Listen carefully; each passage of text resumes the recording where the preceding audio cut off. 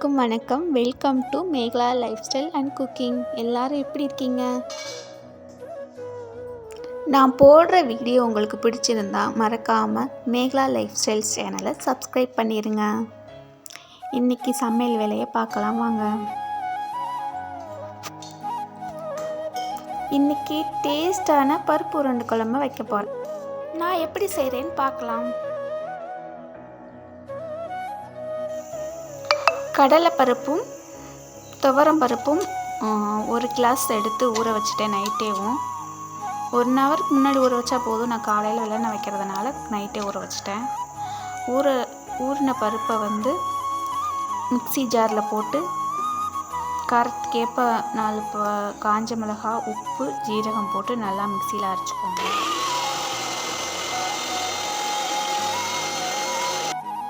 ரொம்ப வலுவலுன்னு அரைக்கணும் அவசியம் இல்லை, குறப்பாக அரைச்சிக்கோங்க. கருவேப்பிலை போட்டுக்கலாம். சின்ன வெங்காயம் நறுக்கி வச்சுட்டு அதை சேர்த்துக்கலாம். சேர்த்து நல்லா பிசைஞ்சு உருண்டை சின்ன சின்னதாக உருண்டை பிடிச்சி வச்சுக்கலாம். நான் கொஞ்சம் தண்ணியாக அரைச்சிட்டேன். நீங்கள் கொஞ்சம் தண்ணி இல்லாமல் கட்டியாகவே அரைச்சிக்கோங்க. நல்லா பிசைஞ்சு உருண்டை பிடிச்சி வச்சுக்கலாம்.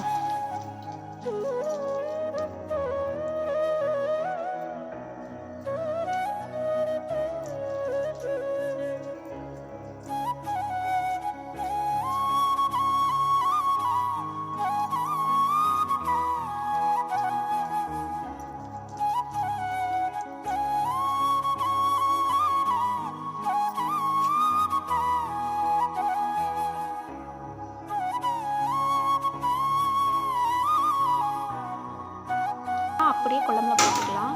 நான் கொஞ்சம் தண்ணியானதால் மாவு கொஞ்சம் தண்ணி ஆயிடுச்சு. அதனால் நான் இட்லி பானையில் வேக வச்சு எடுத்துக்க போகிறேன். ஒவ்வொன்றா எடுத்து வச்சு வேக வச்சுக்கலாம்.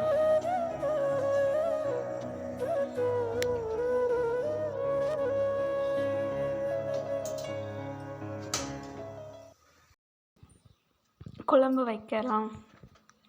வடைச்சட்டியில் எண்ணெய் ஊற்றிக்கோங்க. கடுகு, வெந்தயம்,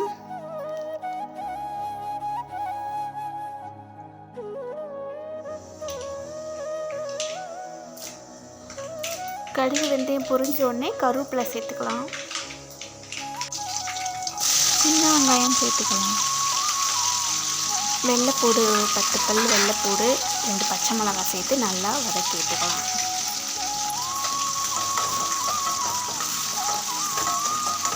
தக்காளி 2 தக்காளி சேர்த்துக்கலாம். சேர்த்து நல்லா வதக்கி விட்டுக்கலாம். புளி கரைச்சி வச்சுருக்கேன், அதை ஊற்றிக்கலாம். ஒரு எலுமிச்சைப்பழம் சைஸில் புளி ஊற்றிக்கலாம். ரொம்ப புளி ஊற்ற வேணாம்.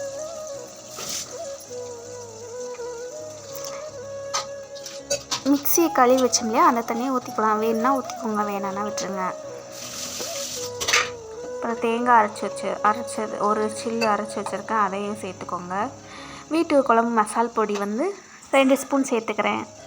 தேவையான அளவு தண்ணி சேர்த்து நல்லா கிண்டி விட்டுட்டு உப்பு சேர்த்துக்கோங்க தேவையான அளவு. அவ்வளோதான். இந்த பக்கம் உருண்டை நல்லா வெந்துருச்சு.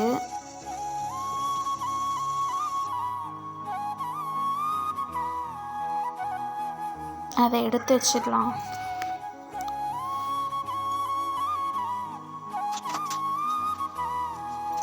பக்கம் குழம்பு நல்லா கொதிச்சிருச்சு.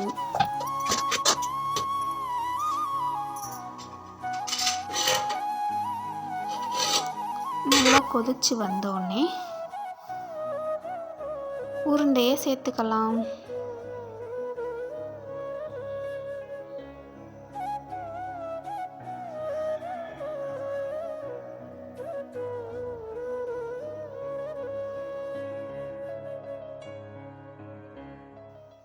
உருண்டையை சேர்த்துட்டு சிம்மில் வச்சுட்டு வேக வச்சிடலாம்.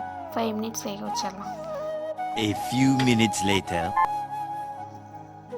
5 மினிட்ஸ் நல்லா வெந்துருச்சு பாருங்கள், எண்ணெய் நல்லா பிரிஞ்சு வர ஆரம்பிச்சிருச்சு.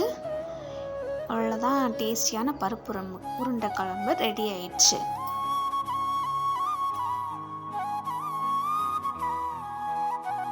வீட்லேயும் செஞ்சு பார்த்துட்டு எப்படி இருந்துச்சுன்னு சொல்லி கமெண்ட் பண்ணுங்கள்.